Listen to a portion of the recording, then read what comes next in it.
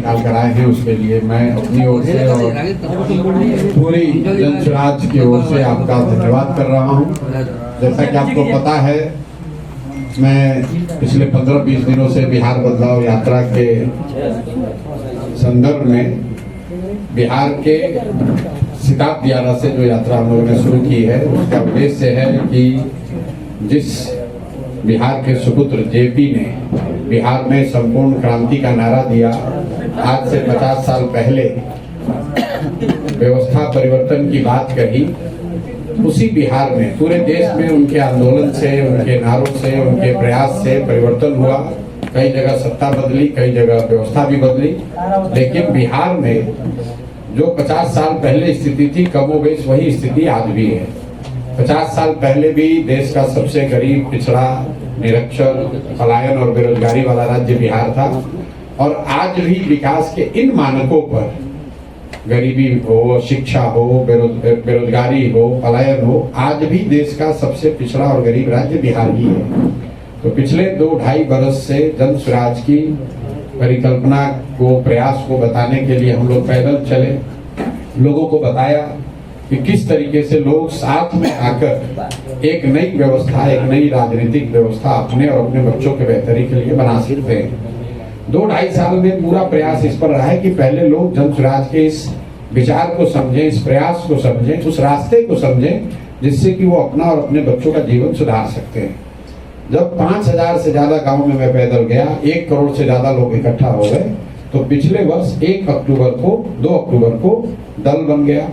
अब पिछले 6-7 महीनों से हम लोग की सभी सहयोगियों की पूरी ताकत उस दल का संगठनात्मक जो स्वरूप है उसको मजबूत करने में लगा हुआ है। और मैं बहुत विश्वास से ये कह सकता हूँ कि बिहार में राजनीतिक संगठन के तौर पर जन स्वराज से बड़ा कोई दूसरा राजनीतिक संगठन नहीं है। बिहार के हर विधानसभा, हर लोकसभा, हर जिले, हर प्रखंड, हर गांव में आप चले जाइए, उसमें जन स्वराज का कोई न कोई साथी, कार्यकर्ता जरूर आपको मिलेगा, पूरे बिहार में मिलेगा। तो अभी जब संगठन बन गया, विचार पर काम हो गया, तो अब हम लोगों ने जो जिम्मेवारी ली है, 5 महीने में चुनाव है, तो लोगों को जाकर ये बताना कि मेरे भाई अब ये निर्णायक क्षण है, आने वाले 5 महीनों में बिहार में चुनाव होने वाला है। अब ये समय है कि पिछले 2-2.5 साल से आपने जन स्वराज से जो कुछ भी जन स्वराज के बारे में जाना, सीखा, समझा कि किस तरीके से आप अपने वोट के जरिए अपना और अपने बच्चों का जीवन सुधार सकते हैं, उस पर एक्ट करने का, उस पर निर्णय लेकर काम करने का अब समय है। उसी को याद दिलाने के लिए, रीइंफोर्स करने के लिए, संकल्प दिलाने के लिए मैं ये बिहार बदलाव यात्रा पर निकला हूँ।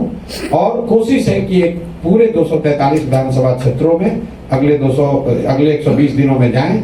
लेकिन मेरा ये सिर्फ अकेले का प्रयास नहीं है, मेरे साथ जो साथी हैं, ऐसे डेली रोज हजारों की संख्या में छोटी बड़ी सभाएं हो रही हैं, जहां पर यही संकल्प दिया जा रहा है।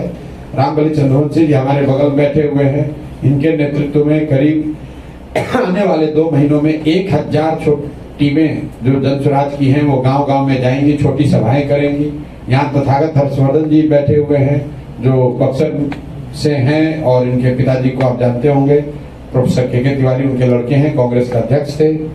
मेरे बगल में अरविंद सिंह जी बैठे हुए हैं जो जन स्वराज के कोषाध्यक्ष भी हैं, एक IAS ऑफिसर है। यहाँ मेरे साथ किशोर कुमार मुन्ना जी बैठे हुए जो पार्टी के महासचिव हैं, और अभियान के जो जन स्वराज का अभियान है उसके एक तरह से प्रमुख हैं। और डुमराव से कमल सिंह जी के लड़के हैं, पोते हैं शिवांग जी। तो आप देख रहे हैं कि जन स्वराज की क्या ताकत है। जस्ट आपको एक कैजुअली बताना चाहता हूँ कि तथागत जी के पिताजी और शिवांग जी के दादाजी ये चुनाव लड़ते थे आमने सामने। कमल सिंह जी लड़ते थे भाजपा से और के तिवारी जी लड़ते थे कांग्रेस से।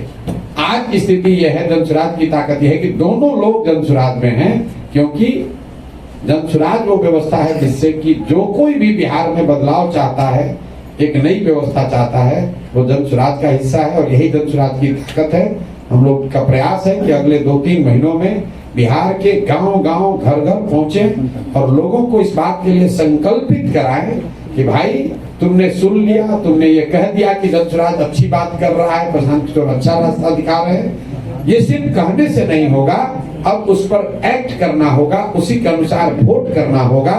इस बार बिहार में वोट अपने बच्चों के पढ़ाई और रोजगार के लिए करना होगा। संकल्प को लेकर हम लोग आए हैं। भोजपुर शाहबाद की जो हमारी यात्रा है वो 20 के बाद शुरू होगी, लेकिन उससे पहले मुझे 2 बार यहाँ आना है। आज मैं यहाँ डुमरांव और मैं आया था, शाहपुर में एक छोटी सी सभा थी मेरी, और आज अभी आरा में मैं प्रबुद्धों से मिलूंगा। इसी तरीके से 22 तारीख को मैं कोचस आऊंगा, वहां पर एक छोटी सभा करेंगे और डेहरी में एक प्रबुद्धों की मीटिंग करेंगे। उसके बाद 15 दिन मैं यहाँ पर प्रखंडवार, प्रखंड, पंचायत, गांव, जो भी जनसुराज से जुड़ा है, जो नहीं जुड़ा है, गांव गांव जाएंगे। चूंकि यहाँ पद यात्रा नहीं हुई है तो 15 दिन में शाहबाद के एरिया में रहूंगा और प्रयास करूंगा कि इस विचार को जितना मजबूती से घर घर पहुंचाया जा सके उस दिशा में प्रयास किया जाए। बहुत बहुत धन्यवाद। अब आपका कोई सवाल है तो आप कर सकते हैं। सवाल आज लालू यादव जी का जन्मदिन है और वो तलवार से केक काटे हैं, जो कि सोशल मीडिया पर काफी इसकी आलोचना भी हो रही है। आपकी प्रतिक्रिया क्या है? भाई, जहाँ तक मैं लालू जी को जानता हूँ, लालू जी खुद ही एक बार जब मुख्यमंत्री थे और जब ये बर्थडे मनाने का सिलसिला शुरू हुआ तो खुद कहे कि हम इतने गरीब घर के हैं कि हम लोग को तो यही नहीं मालूम है कि बर्थडे हमारा कब है। ये लालू जी के अपने शब्द थे, तब हम लोग बच्चे थे, पढ़ते थे। तो अब आप तलवार से केक काटिए या छुरी से काटिए, उसका कोई बहुत महत्व नहीं है। उनका बर्थडे है, जन्मदिन है, हम उनकी लंबी उम्र की कामना करते हैं, उनको उनके स्वस्थ होने की कामना करते हैं। जन्मदिन है तो अच्छी बात है। इसी से जुड़ा एक और सवाल है, आज उनका जन्मदिन है और उनके बेटे जो तेज प्रताप है, जिनको सोशल साइट पे और पार्टी द्वारा निष्कासित करने का लालू यादव द्वारा कहा गया था, लेकिन आज बर्थडे पे दोनों बाप बेटे का वीडियो वायरल हो रहा है। मेरे भाई, ये किसने कहा था कि लालू जी अपने बेटे को निकाल दिए? ये तो मीडिया वाले चला रहे।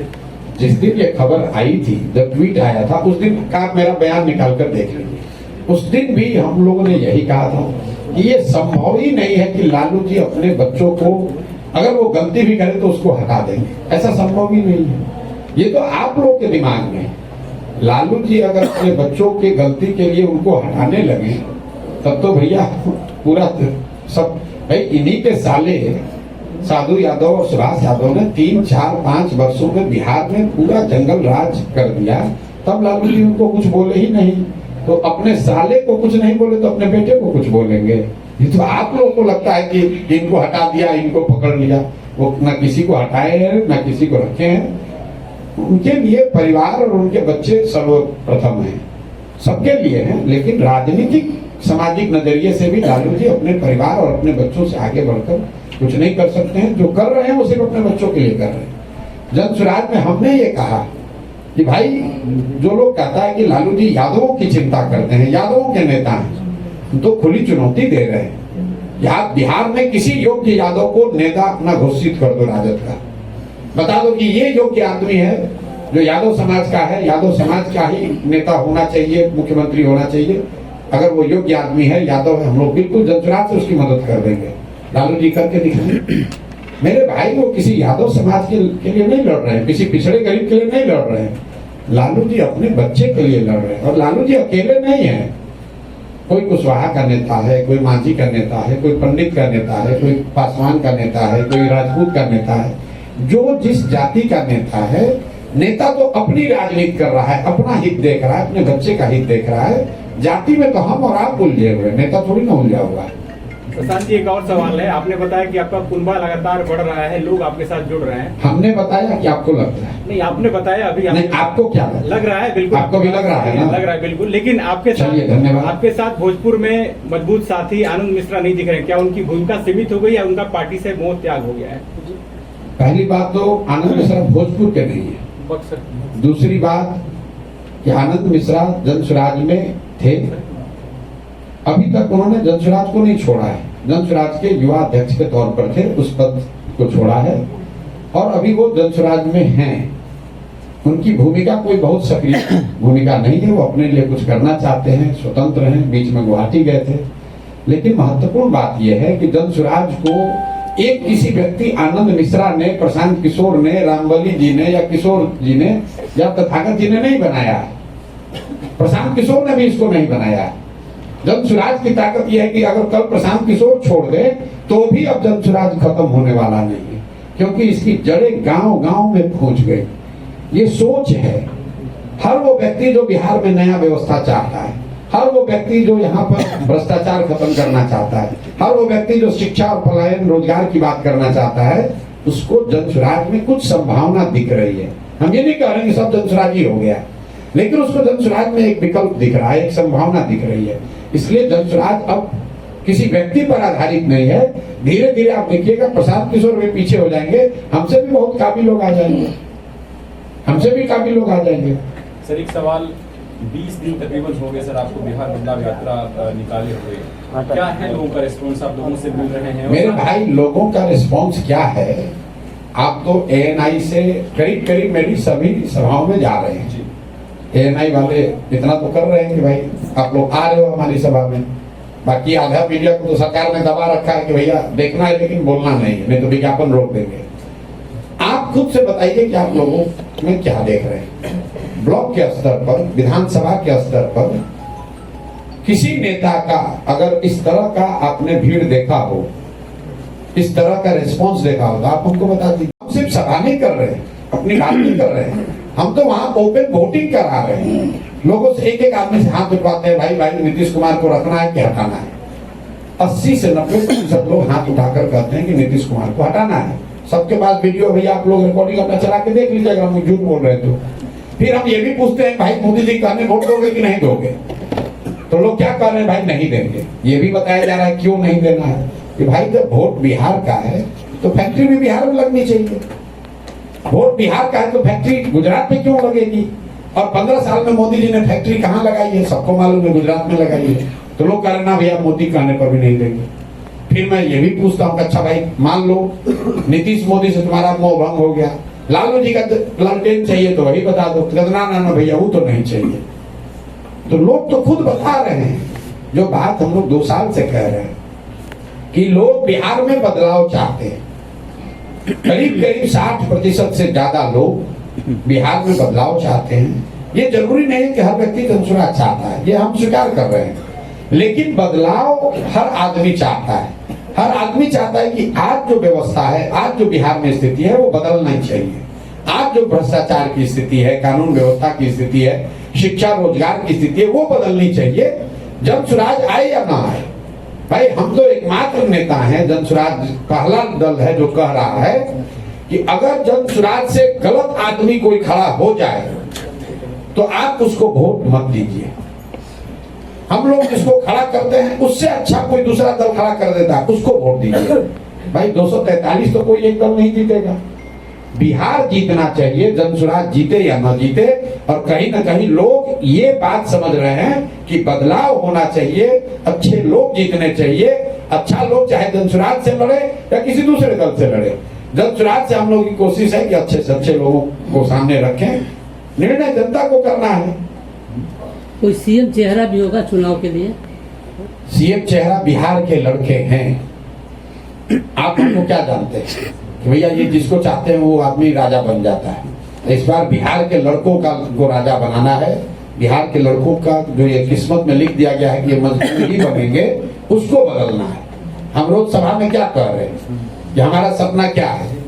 मेरा सपना है कि बिहार में जिस दिन हरियाणा से, पंजाब से, महाराष्ट्र से, गुजरात से लोग आए रोजी रोजगार करने, मजदूरी करने, तब हम लोग मानेंगे कि अब बिहार में मुकम्मल विकास हो गया। चिराग पासवान नव संकल्प यात्रा के दौरान कहा है कि उन्होंने बिहार से, वो खुद बिहार से चुनाव लड़ेंगे और 243 सीटों पर एनडीए के साथ चुनाव लड़ेंगे। तो भाई पिछली बार चिराग पासवान कहाँ से चुनाव लड़े थे? उत्तर प्रदेश से लड़े थे। नहीं, तो बिहार ही से न सांसद हैं। एक मिनट रुकिए, बिहार से ही न सांसद हैं चिराग जी। उनकी पार्टी बिहार की राजनीति करती है। उनके 5 सांसद पांचों बिहार से हैं। वो केंद्र में मंत्री हैं, वो बिहार से ही हैं। तो ये जब आप लोग कहते हैं कि चिराग जी बिहार आने वाले हैं, तो भाई तो पहले भी तो बिहार ही में थे। अगर आपका आशय ये है कि वो विधानसभा का चुनाव लड़ने वाले हैं, तो उसके लिए तो भैया जिस दिन वो केंद्रीय मंत्री से पद से इस्तीफा दे देंगे, कह देंगे कि भैया हमको सांसद नहीं रहना है, अब हमको बिहार के लिए काम करना है, तब जनता उनको सीरियसली लेंगे। वो मेरे मित्र हैं, हम अच्छी बात उनके लिए बोलते हैं, लेकिन बिहार की राजनीति में उनको सीरियसली तब लिया जाएगा जब वो केंद्र की राजनीति को छोड़कर यहाँ रहेंगे, आप हमको सीरियसली क्यों ले रहे हैं लोग? हमने ये कहा कि भाई हम वो काम पुराना जो करते थे वो नहीं करेंगे, अब बिहार में ही रहेंगे, यहीं जिएंगे, यहीं मरेंगे। लोगों ने शुरू में क्या कहा, अरे भाई कितना दिन रहेंगे तो पैसा मिलेगा चले जाएंगे। जब 3 साल से रात दिन एक करके यहीं पर हम पड़े हुए हैं, लोग देख रहे हैं, तो सत्य की एक अपनी ताकत, तो लोग जान गए ना भाई आपने बिहार के लिए लगा हुआ है। ठीक है, खराब है, पसंद है, ना पसंद है, वो अलग बात है, लेकिन कोई ये नहीं कह सकता है कि 3 वर्ष में प्रशांत किशोर ने बिहार को छोड़कर कहीं दूसरे जगह समय बिताया है। तो चिराग जी को अगर बिहार की राजनीति में बड़ी भूमिका अदा करनी है तो दिल्ली का मोह छोड़ना पड़ेगा और बिहार में आके रह कर राजनीति करनी पड़ेगी। अगर वो नहीं करते हैं तब तो बाकी तो बिहार से है ही वो सांसद। या जब 243 पर हम लोग लड़ रहे हैं, कोई फ्री में आकर गठबंधन करता है तो उसका बड़ा स्वागत है। 243 लड़ेंगे, 242 नहीं लड़ेंगे। बिना लड़े हुए कोई दल आकर मान लीजिए मर्ज कर जाए कि भाई ठीक है जनसुराज से प्रभावित है, हम आपके साथ रहेंगे, तो उसका स्वागत है, उससे गठबंधन हो जाएगा। लेकिन 243 से 242 नहीं होगा। बिहार की तमाम पार्टियों को आपने तो गलत ठहराया है। बिल्कुल, फिर कैसे करना? तो भाई अब 243 के बाद कौन सा सीटवा आप दे रहे हैं? नहीं। तो आप कोई सीट अगर आपके पास प्रपोजल है कि कोई दल बिना सीट लड़े हुए गठबंधन करना चाहता है तो उसको ले लेंगे अपने साथ। तो मतलब जनसुराज में मर्ज होगा जो भी अगर बिल्कुल आपने ठीक समझ लिया कि जनसुराज में मर्ज हो जाइएगा तभी हमारे साथ चल सकते हैं, दूसरा कोई उपाय नहीं है, क्योंकि सीट अभी भी बिहार में 243 ही है। अच्छा, और जनसुराज 243 लड़ेगा। उपचुनाव में आपका स्ट्राइक रेट बहुत खराब था, तरारी में भी चुनाव हुआ था, तो उसमें आपकी कैंडिडेट हार चुकी जी। तो इस बार एक नहीं 4 में हारे थे, तरारी में नहीं, चारों में हारे। मैं यहाँ की बात कर रहा हूँ, आरआर लोकसभा की बात कर रहा हूँ। आरआर लोकसभा में 7 विधानसभा क्षेत्र है जिसमें एक तरारी है, उसमें आपकी कैंडिडेट हार चुकी थी। आपने आरआर, हम बिहार को देख रहे हैं, नहीं उपचुनाव जो है वो एमएलए चुनने के लिए होता है। अब जब चुनाव होगा तो बिहार रणनीति जब करिएगा तो क्षेत्र वाइज कीजिएगा ना। अच्छा, अब एक सवाल जवाब दे दें। आप रणनीति की बात कर रहे हैं, तो उपचुनाव उस क्षेत्र के लिए चुनाव था, तरारी के लिए चुनाव था, रामगढ़ के लिए चुनाव था, बिहार के लिए चुनाव नहीं था। अभी हम ये जाकर शाहपुर में नहीं पूछे हैं कि शाहपुर में कौन विधायक होगा, हमने ये पूछा कि भाई नीतीश को रखना है कि दूसरे को रख लाना है। तो जब चुनाव होगा तो तरारी की जनता बिहार की सरकार को चुनेगी, वो सिर्फ तरारी का विधायक नहीं चुनेगी। रणनीति वही होगी और उसका असर भी आपको दिखेगा। बाकी अगर आपको जो ये लग रहा है कि आपका स्ट्राइक रेट खराब रहा है, आप तो अभी यंग लड़के दिख रहे हैं, हमको कितना राजनीति फॉलो के नहीं जानते हैं।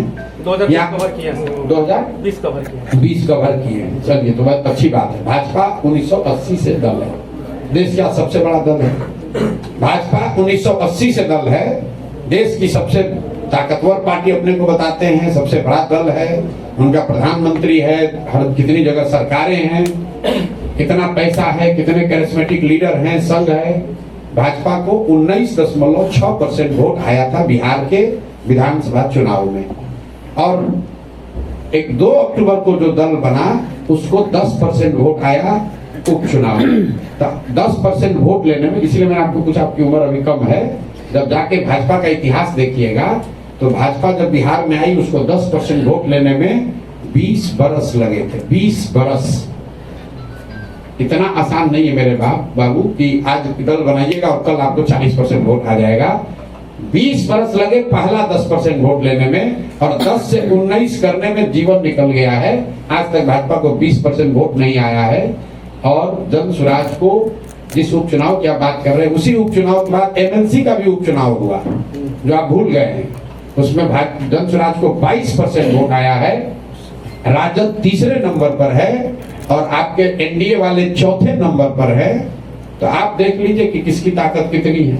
और प्रसाद जी एक सवाल, आपके विपक्षी लगातार आप पे हमलावर हैं, तो भाई विपक्षी हमलावर नहीं होगा तो क्या करेगा, हमको गलतियां करेगा। क्या कहना है, इंडिया वाले कह रहे हैं कि ये एनडीए के बी टीम है, और बीजेपी वाले जो हैं एनडीए वाले वो कह रहे हैं कि इंडिया इन गठबंधन की जो बी टीम है। ये देखिए, कम से कम आप लोग अब खुद ही से उत्तर दे रहे हैं। हम जब शुरू किए थे तो लोग कहते थे बीजेपी के बी टीम है, अब दोनों कह रहा है कि ये दूसरे के बी टीम है। मैं आपको एक चीज आपको ध्यान दिलाना चाहता हूँ, सारे पत्रकार बंधु, जितने एमएलए हैं या जिसको एमएलए का चुनाव लड़ना है, किसी की हिम्मत नहीं है कि कोई हम लोग के खिलाफ कुछ बोले। बोल कौन रहा है? जो एमएलसी है, जिसको चुनाव नहीं लड़ना है, जिसको चुनाव लड़ना है उसका बाप बाप कर रहा है कि भैया इधर चुनाव वाला किसका कितना नुकसान करेगा उसको पता नहीं। आप जिस अब हमको खुली चुनौती दे रहे हैं, जिस एमएलए को लगता हो कि बहुत बड़ा पॉपुलर बादशाह है राजनीतिक तौर पर, वो आकर बोल दे चुन और उसके बाद फरियाद लेंगे उसे हम लोग। जितने बयानबाज हैं विपक्षी दलों के, जो आपने कहा हमलावर कौन है? जिसको चुनाव नहीं लड़ना है तो हमलावर है।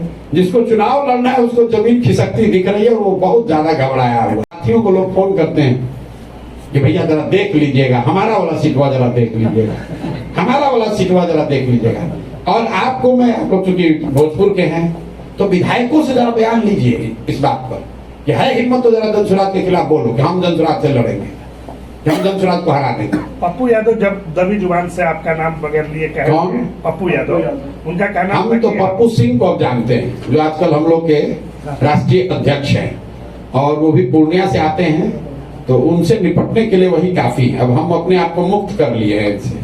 अब पप्पू सिंह जी निपटे पप्पू यादव जी से। प्रशांत जी, आप मंगल पांडे के खिलाफ लगातार हमलावर हैं, स्वास्थ्य व्यवस्था सिस्टम के खिलाफ जी, पर्सनली नहीं, और आपके खिलाफ अशोक चौधरी जो कि सरकार अशोक चौधरी कुछ बोले, फिर डर के मारे चुप हो गए। आपने उनको अब उनको हिम्मत नहीं है, उसके बाद नहीं बोला, आपने बोले जवाब दिया। फिर नहीं बोले हैं, जब बोलेंगे तो फिर बताइएगा। उनको हिम्मत, देखिए बात व्यक्ति की नहीं है। प्रशांत किशोर चोर नहीं है, प्रशांत किशोर बालू माफिया नहीं है, शराब माफिया नहीं है, किसी पद पर नहीं है, किसी को लूटा नहीं है, किसी को नुकसान नहीं पहुंचाया है। सीना ठोक के सामने से कहते हैं कि तुम चोर हो, मानहानि करना है कर दो, केस करना है कर दो। हम डरते थोड़ी ना है। हमने कैमरे पर कहा कि नीतीश कुमार की मानसिक हालत सीएम पद पर बने रहने के लायक नहीं है। इससे बड़ा मानहानि क्या होगा भाई? है हिम्मत तो नीतीश कुमार हम पर मानहानि का केस कर दे। मिनिस्टर से काहे करवाते हो भाई? मुख्यमंत्री और उसके जितने चट्टे बट्टे हैं, दम है तो जाकर कोर्ट में केस कर दो कि नीतीश कुमार मानसिक तौर पर स्वस्थ हैं। अब प्रशांत किशोर ये कह रहे हैं कि मानसिक तौर पर ये स्वस्थ नहीं है, ये तो बहुत बड़ा मानहानि का काम है। काहे नहीं कर रहे हम पर? भाई सत्य को कोई आंच नहीं है। नीतीश कुमार की मानसिक हालत ये नहीं है कि वो सीएम के पद पर बने रह सकते हैं। जो व्यक्ति, हमने तो कहा था कि अपने मंत्रियों का नाम बता दो, मंत्री का नाम तो छोड़िए, प्रधानमंत्री का नाम ही भुला गए स्टेज पर। और इसके बावजूद अगर आप लोग को ये नहीं दिख रहा है, आप हमसे सवाल पूछते हैं, अरे आपने नीतीश कुमार को कहा ना मानसिक तौर पर स्वस्थ नहीं। अरे भाई ये तो रोज जनता को दिख रहा है। लॉ एंड ऑर्डर की इतनी हालत खराब है। आपने सुना कि नीतीश कुमार ने कोई बयान दिया हो, कोई समीक्षा बैठक बुलाई हो? निर्भया से भी भयावह एक दलित परिवार की बच्ची के साथ रेप की घटना होती है। 4 दिन वो बच्ची मुजफ्फरपुर मेडिकल कॉलेज में तड़पती रही, उसके बाद उसको पटना मेडिकल कॉलेज भेजा गया। और देखिए, आप कह रहे हैं कि हम विश्व का सबसे बड़ा अस्पताल बना रहे हैं, उस अस्पताल में भर्ती करने से पहले 6 से 8 घंटा उस बच्ची को एम्बुलेंस में वेट करना पड़ा है। इसलिए मंगल पांडे का शिकायत कर रहे हैं कि मंगल पांडे को शर्म आनी चाहिए, क्योंकि इस आदमी को पहले भी हम लोगों ने देखा है, पूरे बिहार ने देखा है। कोविड के समय स्वास्थ्य मंत्री बिहार का कौन था भाई? मंगल पांडे थे। कोविड के समय आपके परिजनों को, आपके दोस्तों को, आपके गांव वालों को कितनी परेशानी हुई। तो कोई दूसरा रहता तो अपने से कहता कि भैया हमको स्वास्थ्य मंत्रालय छोड़ दो, कुछ दूसरा ही दे दो, इसमें बड़ा भद मेरा पीटा है। लेकिन इतना निर्लज आदमी है, फिर से स्वास्थ्य मंत्री बन गया, क्योंकि कॉटन बैंडेज में चोरी करने का आदत नहीं जाएगा, डॉक्टरों के ट्रांसफर पोस्टिंग में पैसा लेने का आदत नहीं जाएगा। फिर मानहानि करना है तो भाई कर दो, लेकिन हम थोड़े ना कह रहे हैं, तो पूरा बिहार कह रहा है। अभी हम एक सर्वे डाले हैं डिजिटल पर कि नीतीश कुमार के, भ्रष्ट नीतीश कुमार का सबसे बड़ा उगाही मंत्री कौन है, और नमो जाके नीचे पढ़ लीजिए कि किसका इसका नाम आ रहा है, किसका किसका नाम लोग लिख रहे हैं, जाके देख लीजिए। वही 3 उगाही मंत्री है, तीनों का नाम लोग लिख रहे हैं, हजारों की संख्या में। क्या क्या ऑप्शन है आपसे? ऑप्शन हम नहीं मांगे हैं, हमने सिर्फ सीधा सवाल किया कि भ्रष्ट नीतीश कुमार के सबसे बड़े उगाही मंत्री आपके नजर में कौन है। हम लोग नीचे से नाम, जो जितने सिरोधार है, जितने मणि वाले लोग हैं, जितने नीतीश कुमार के दरबार के मणि हैं, उनका नाम लिखा जा रहा है। आप बेबाक बोलते हैं, आप नाम बता सकते हो? अरे भाई लिखा हुआ है, कमेंट में सबसे कमेंट में देखो ना किसका है, देखो, पढ़ोगे नहीं। अरे पत्रकार लोग को भी आदत लग गया है कि प्रेस नोट भी आपे बना के दे दीजिए, चला दीजिए। अरे भाई हमने आपको अभी डाला है, अब वो जनता दिल्ली कर रही है, उसको जाके पढ़ लीजिए। नहीं, मानहानि से डर रहे हैं क्या? नाम बता दीजिए। आपको लगता है प्रशांत से डरने वाला है? बताइए ना। अरे भाई मंगल पांडे को अभी बोल दिए, अशोक चौधरी जाके केस करवे किए हैं, केस किए उसके बाद डरे, फिर हमको फोन करवा रहे हैं कि भैया छोड़ दीजिए अभी, हमके भाई केस क्या किए हो।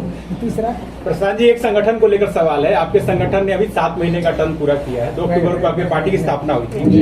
एक्टिव सदस्यों की संख्या कितनी है? और दूसरा सवाल ये है कि इस बार के चुनाव में आपकी पार्टी महिलाओं की कितनी भागीदारी वितरण में? पहला हम लोगों ने 1 करोड़ 2 लाख लोग क्या करने से पहले जो लोग जनसुराज से जुड़े हुए थे, उसके बाद अभी हम लोग जो संस्थापक सदस्य था वो बंद कर दिए। हम लोग अब प्राइमरी मेंबर बनाते हैं, जिसमें रुपया लेते हैं 10 रुपया। अब हम सोच रहे हैं उसको बढ़ा के 20 या 50 भी करेंगे, और 10 रुपया देकर हर महीने औसतन 3 से 4 लाख लोग अभी मेंबर बन रहे हैं मार्च से। तो मुझे लग रहा है कि अभी वो आंकड़ा करीब करीब 1 करोड़ 10 लाख 1 करोड़ 20 लाख के आसपास होगा। महिलाओं की भागीदारी को लेकर एक सवाल। महिलाओं की भागीदारी बिल्कुल क्लियर है। हर लोकसभा क्षेत्र से कम 1 महिला उम्मीदवार जरूर जनसुराज से चुनाव लड़ेगी। तो आप ये मानकर चलिए कि पूरे विधानसभा में 40 कम से कम 40 महिला नेत्री जरूर चुनाव लड़ेगी। 243 में कितना सीट जनसुराज? अब आप बता दीजिए कितना सीट जनसुराज। हमको तो नहीं मालूम है। आप बताइए, दुल्हा जो बैठा है घोड़ा पर, उससे आप पूछ रहे हैं कि बाराती में पीछे खाना शरबत चला कि नहीं चला? अरे भाई हम लोग तो घोड़ा पर बैठे हैं, सब लोग हम लोग घोड़ा बैठे, हम लोग को तो सब अच्छे दिखेगा, सामने बारात अच्छे दिखेंगे। दावा लोग करते हैं कि 200 पार, इस टाइप के। हम कोई दावा नहीं करते, हम एक ही बात कर रहे हैं जो सच्चाई मैं समझता हूँ इस विधा को। उसमें मैं आपसे इतना ही कह सकता हूँ कि जनसुराज या तो अर्श पर या फर्श पर, या तो हम लोग को इतनी कम सीट आएगी कि हम लोग को 5 वर्ष और संघर्ष करना पड़ेगा, या इतनी सीट आएगी कि हम लोग बिहार की व्यवस्था को बदलने के काम में लग जाएंगे। बिहार की व्यवस्था तो बदलनी हर हालत में, या सरकार में आएंगे उससे बदलेंगे, अगर नहीं होगा तो 5 वर्ष समाज में संघर्ष करके बदलेंगे। बदलना तो है ही है। नवंबर के बाद बिहार वैसा नहीं रहेगा जैसा अभी तक कहा है। नवंबर के बाद नीतीश कुमार नहीं रहेंगे, नया मुख्यमंत्री होगा। जो भी मुख्यमंत्री हो, बिहार की व्यवस्था नवंबर के बाद बिल्कुल बदलने वाली है। आम आदमी पार्टी भी बिहार के 243 सीट पर चुनाव लड़ने कौन? आम आदमी पार्टी बिहार में है, लॉन्च करेंगे। नहीं, अभी इस बार लॉन्च किया है। अच्छा, उसके जो संयोजक है सौरभ जायसवाल, उन्होंने ऐलान किया कि अच्छी बात है, शुभकामना मेरी ओर से। इंडिया गठबंधन से आउट हो गया, जबकि हम तो शुभकामना दे रहे हैं, अच्छी बात है। चलिए ठीक है, चलिए बहुत बहुत धन्यवाद। Thank you.